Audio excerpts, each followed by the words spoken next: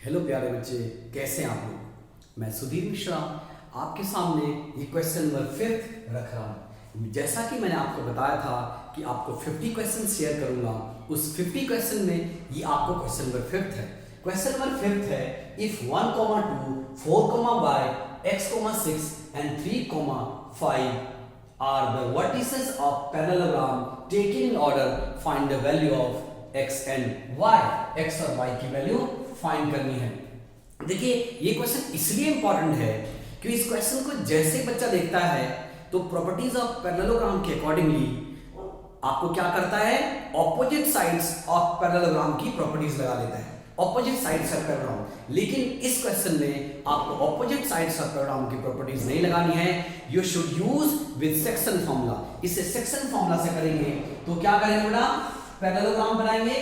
एक पैरेललोग्राम के 4 वर्टिसेस बनाएंगे, 4 vertices, that is A, B, C and D. इसको ऑर्डर वाइज आपके कोऑर्डिनेट्स लिखेंगे।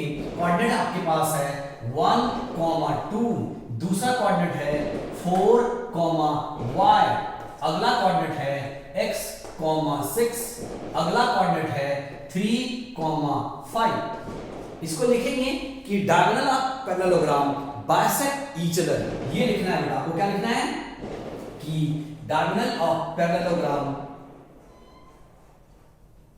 डायगोनल्स ऑफ पैरेललोग्राम ऑफ, ये पैरेललोग्राम लिखा है शॉर्ट फॉर्म में, parallelogram bisect each other, bisect each other, bisect each other. ये आपको क्या होगा, पैरेललोग्राम के डायगोनल बाइसेक्ट करता है ना, ठीक है। Diagonal of parallelogram bisect each other, इसका मतलब ये हुआ कि हम 2 डायगोनल बनाएंगे और वो दोनों डायगोनल को O पर इंटरसेक्ट कराएंगे।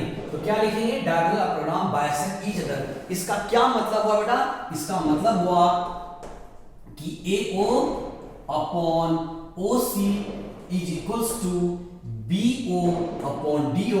इसका ये मतलब हुआ BO अपॉन DO, इसका मतलब हुआ 1:1 रेशियो में ये डिवाइड कर रहा है, 1:1 ratio. AO upon OC equals to BO upon में DO, ये 1:1 रेशियो में डिवाइड कर रहा है। ये 1:1 रेशियो में डिवाइड करने का मतलब हुआ ये सेक्शन फॉर्मूला के मिड पॉइंट थ्योरम का आपको फॉर्मूला लगेगा।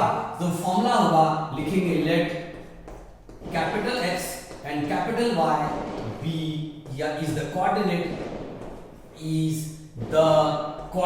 of point, coordinate of point O, ठीक है बच्चे।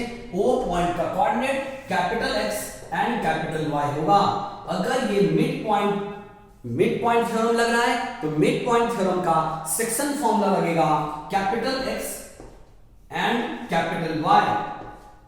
वैसे मिड पॉइंट थ्योरम का फॉर्मूला होता है x1 प्लस x2 अपॉन में 2 and y1 plus y2 upon में 2। ये ब्रैकेट क्लोज कर दीजिए। देखिए मिड पॉइंट थ्योरम का जो सेक्शन फॉर्मूला होता है ऐसा इसलिए होता है क्योंकि मिड पॉइंट थ्योरम अगर नहीं होगा तो जो आपको x कोऑर्डिनेट का वैल्यू होगी, फॉर्मूले होंगे, वो आपको होगा x1 m2 plus m1 x2 upon में m1 प्लस m2। ये आपको सेक्शन फॉर्मूला है, x का फॉर्मूला है। उसी तरह y का फॉर्मूला होगा y1 m2 plus m1 y2 upon m1 plus m2। लेकिन क्योंकि इसमें m1 और m2 आपको दोनों क्या बचे, m1 और m2 आपको 1:1 है, 1:1 के रेशियो में डिवाइड कर रहा है, इसीलिए ये आपको फॉर्मूला चेंज हो गया। जहां भी अगर हम m1 की जगह 1 रखते हैं, m2 की जगह 1 रखते हैं तो आपको x1 into 1 तो x1 हो जाएगा। फिर m1 की जगह 1 रखते हैं और m2 जगह 1 रखते हैं तो आपको 1 + 1 2 हो जाता है। चलिए इस क्वेश्चन को करना शुरू करते हैं। इट मींस फाइनल राउंड है इस क्वेश्चन का। ये आपको इस डायगोनल AC के लिए जो आपको डायगोनल O पर इंटरसेक्ट कर रहा है, O is the intersecting point of the diagonal AC and the diagonals BD। ठीक है बच्चे, तो क्या करते हैं, लिखते हैं x, y कोऑर्डिनेट को ब्रैकेट से क्लोज कर दीजिए। x1 की वैल्यू है 1 प्लस x2 की वैल्यू है x अपॉन 2। ठीक है प्यारे बच्चों, फिर y1 की वैल्यू है 2 प्लस 6 अपॉन 2, इसको ब्रैकेट से क्लोज कर दीजिए।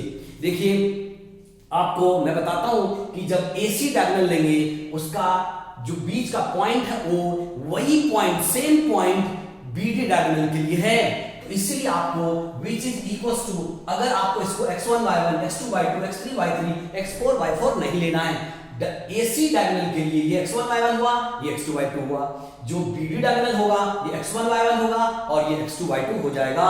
It means x1 3 y1 5 x2 4 y2 5 y2 y।